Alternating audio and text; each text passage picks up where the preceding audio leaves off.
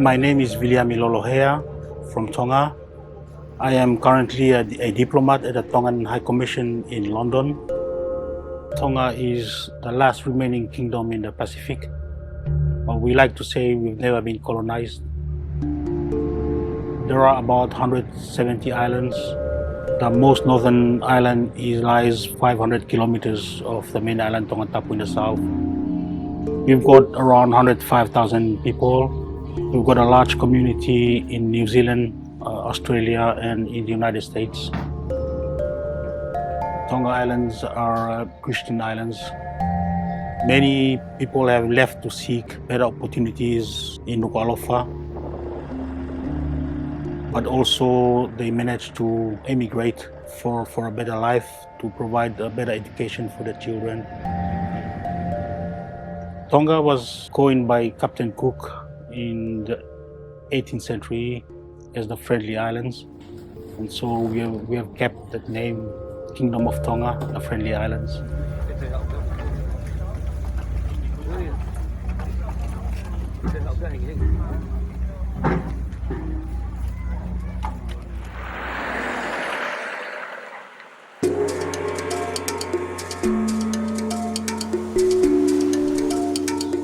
We've got strong traditions and cultures.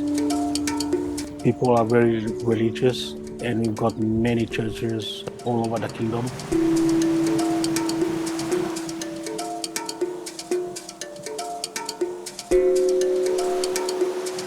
What we've seen here over the kingdom is that a lot of the houses are not maintained, they are dilapidated.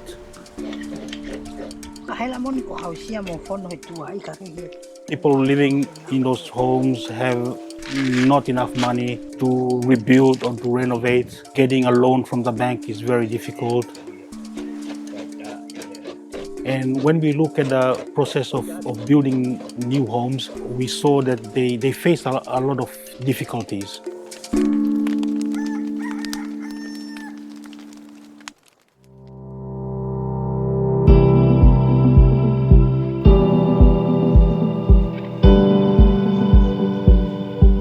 I was at ABCSS in 2016. ASC 16-2. It was a very interesting course, eye-opener for me. I really wanted to make my time there useful and to show that you can go back and do something for your country. I think one of the last presentations we saw was Dr. Laurie Foreman's presentation. So in 2016, I was giving the lecture on economics and security, and in that I defined economics as the science of scarcity and choice. And one of the examples I used for scarcity was this issue of sand, because apart from air and water, sand is the commodity most consumed by human beings. And it may seem unusual until you think about concrete for buildings and glass for windows, and of course that also means it's in computer chips and so on and so forth. The scarcity in sand has led to all sorts of transnational crime issues. There are sand mafias. People have died over this. And so this was the example I raised during the presentation. And at the end of it, Viliami came up to me and said, "I found my project." One of the nice things is that he realized you can't just ban sand mining. Tonga, after all, needs critical infrastructure just like every other country. And he was fortunate enough to find an alternative in his research that is this ferronickel slag. It's a byproduct of nickel mining. We went down to Tonga to see the project several years later and where he was progressing. I mean, this is too good to be true, right?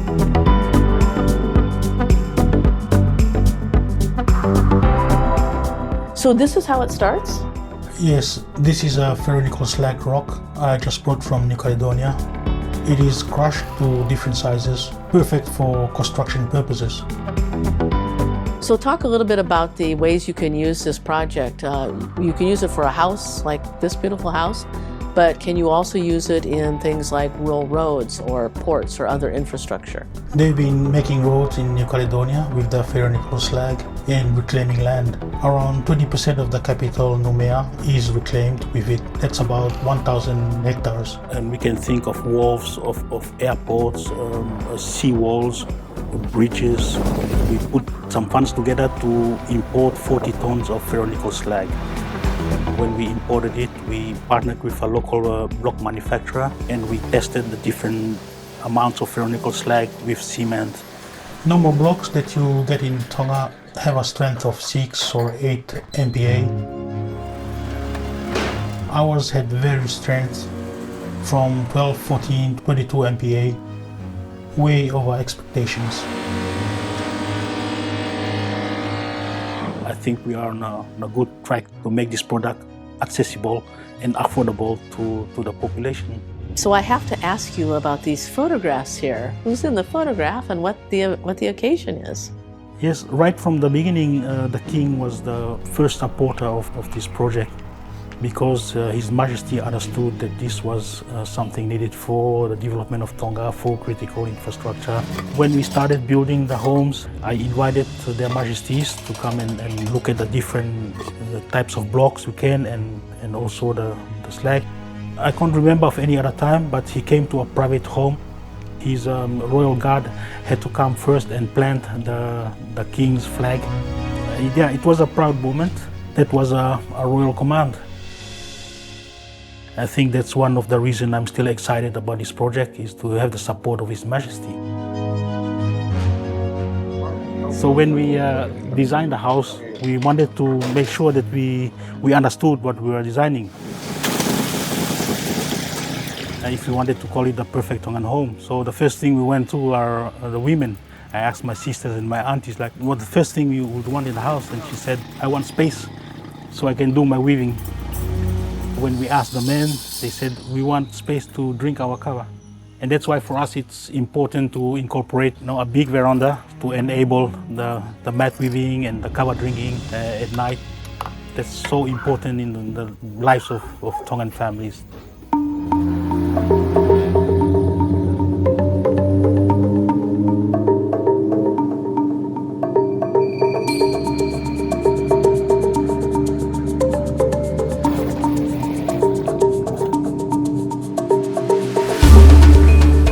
We are on the island of Ewa, east of Tonga Tapu.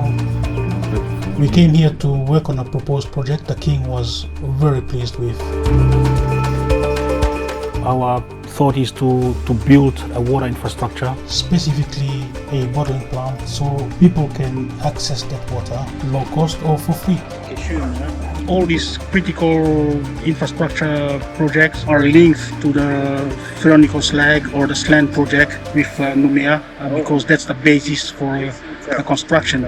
It's part of the whole philosophy to find the best solutions at low cost for the country, for the kingdom. And one of those solutions is water security.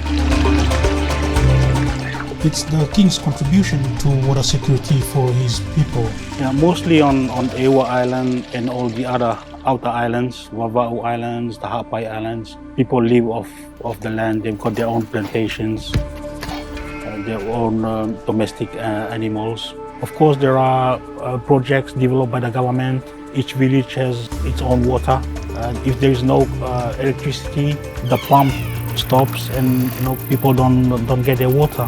This has been going on for many generations. So lately they've installed this infrastructure, but there is always a problem with the pump.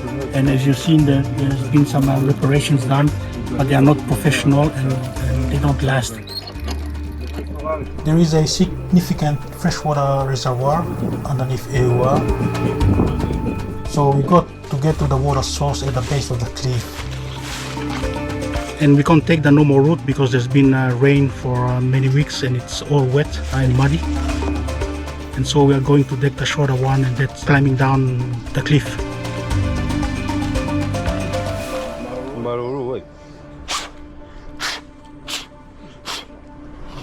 So we've got a guide with us.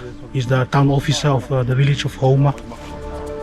And of course I have Archibald Kisling, our environmental expert. He's from Switzerland and is the honorary consul of Switzerland in Numea. And his partner as well, Laurent from Vanuatu. And also Semisi, who's been working for me on this project for a couple of years now. That's the water we're after from there.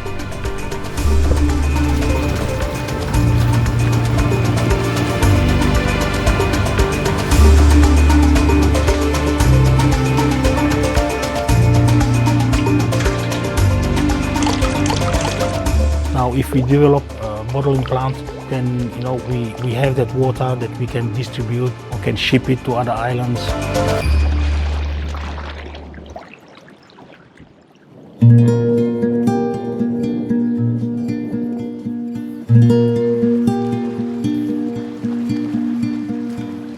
When I drew up the ferronickel slag project, I instantly knew that what is good for Tonga is good for the neighboring islands. Before you talk about building infrastructure, you have to have that key ingredient already in country and not rely on bringing it when you have a project. It's a cost for taxpayers, for the donors, but it's also costly for the people implementing the job. The small island developing states have to stockpile. Where can we apply this project? I looked around the Pacific and I saw Vanuatu, Tuvalu, Kiribati. Also, I came around to the island of Banaba. It was called Ocean Island. After the independence, it was called Banaba.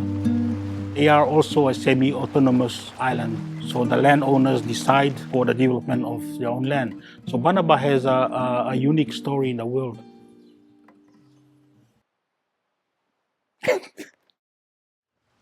The story of Banaba is unique. It's an island made of phosphate.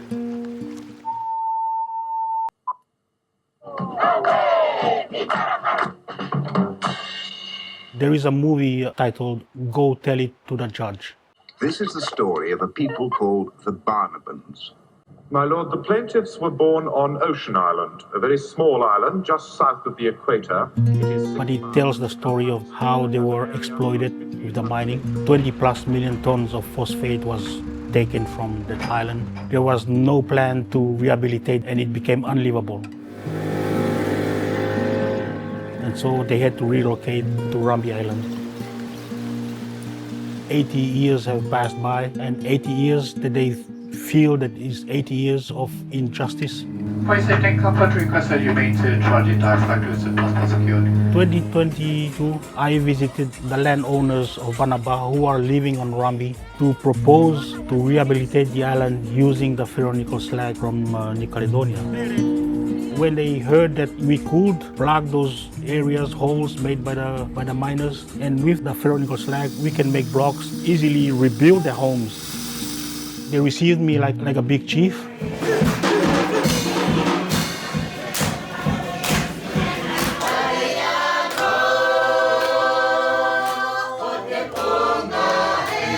But I'm not a chief, I'm the king's messenger.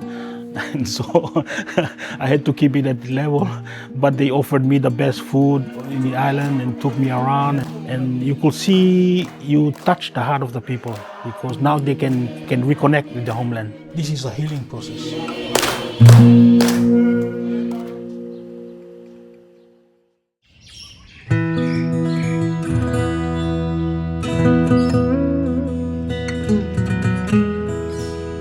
The Republic of Vanuatu is part of Melanesia. It's situated near the Fiji Islands and New Caledonia. They have been independent since 1980. People are very friendly. You see a lot of tourists come here for holidays. You see a lot of resorts are being built. They have just gone through a devastating earthquake.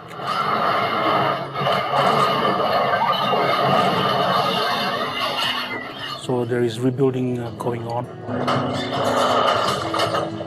So we were looking at firstly to promote the concept of stockpiling, which is a a new concept. At the national level, Tonga has been using a lot of sand for construction, so much that it has created erosion in coastal areas, and that brings livelihoods of communities at risk.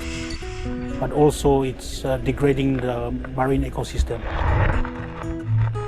Sand has become rare, but also the price of it is out of reach for the general population and especially the most disadvantaged communities.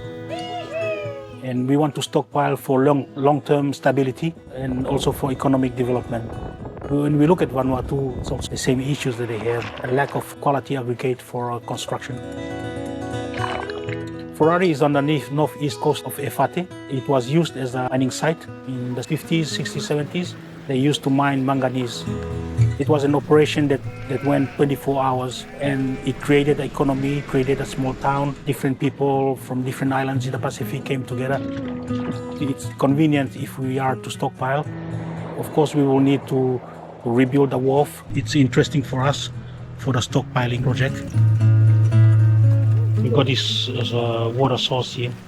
We just happen to have a water expert with us, just like that, on a rainy day. We are going to use this and also all the areas here, potentially reopening the mining of manganese. This time we'll have a structure whereby we'll put the rights of the communities up front, and we'll have to find the right people to work with, surely.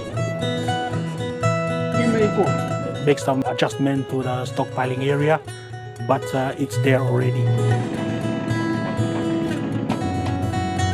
Maurice Kaloran is from Vanuatu. Maurice has worked for many years in the government, but he is my contact, he is my coordinator for this project in Vanuatu, and he has been very helpful.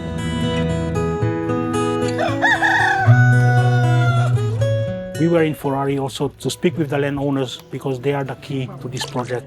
It was surprising to know that the landowner of Ferrari mining site did his secondary school in Tonga, at the same school where I was. And so there was a strong bond that was just, bonus.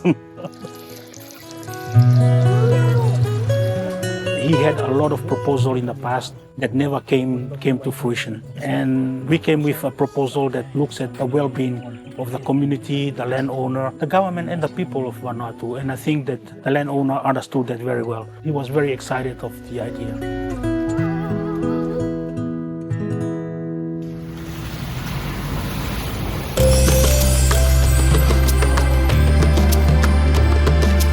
we are waiting for our chartered flight to the island of Eromango, south of Efate. We are going to Eromango because we have connected with the landowners. The first thing they said to me was they've been waiting 44 years for the government to build roads, and when they heard about this project, they wanted to make sure to catch up with me.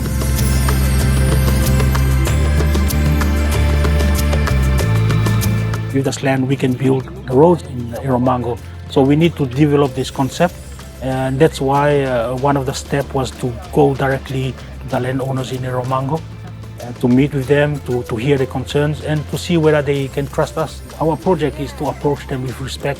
I give them the opportunity to say yes or no as they feel it, as they want.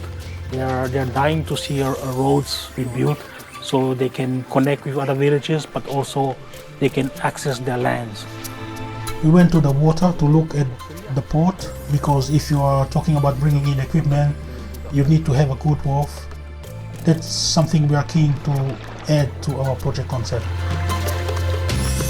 When we look at Eromango, there is no industry at all. They just made their own blocks manually. I think they had some issues with mixing sand and cement and water.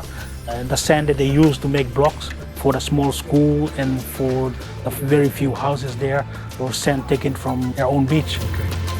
You know the strength of the brick? 8 MBA, 6 MBA. I can tell you. Okay. And so bringing this concept of accessing the ferronickel slag in Numea, in New Caledonia, will definitely help with building resilient buildings, but also affordable, and at the same time help protect the coastal environment. and we had some traditional welcome according to their customs. That was very important for us as the first step. The chiefs, they all approved our proposal, our project. They are looking forward to it. The chief of the area offered to us a stockpiling area. He gave us any time we want, because this is not an easy project. It could take up to 5 years or 10 years. So he gave us the whole time we needed. You respect the people, you respect the land.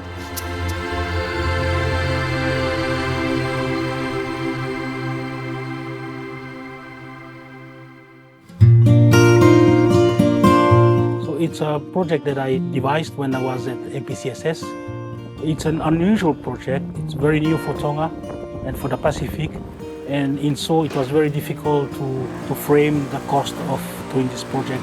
I had to use my own funds to push it, knowing that at some point it becomes a project of national interest. But it turned out quickly that the king was very interested. It's a royal command, and I know what I have to do. And at any cost, I will push on with this project. It's been a journey for him in terms of the things he's had to learn, the connections he's had to make. This transcends government. It involves private sector, it involves communities and individuals. And so it's been a very complex project. But he has not let up on this, and he has been pursuing this for almost 10 years now. And we were able to see firsthand in Tonga where this can go and what the potential is. And I'm so honored to be able to award Viliami the Alumni of the Year Award for 2023. And we were fortunate to do that at a reception in Tonga, in the presence of, and presented by, actually, the Crown Prince himself.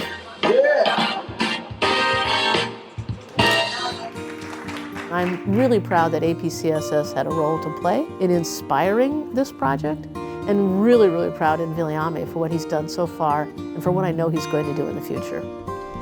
We are looking forward to results. It requires a lot of travels to these countries, a lot of negotiations, a lot of presentations. Yes, it's been challenging and it's costing quite a bit, but that's what we do for king and country.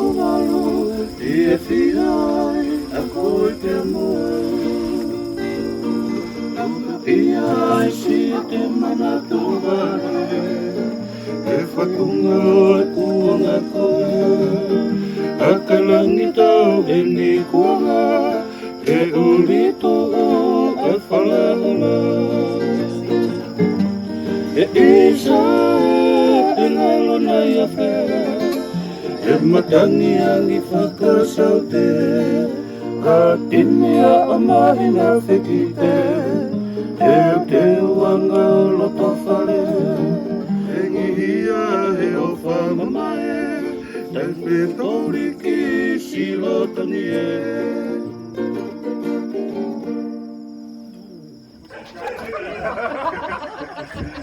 Bang power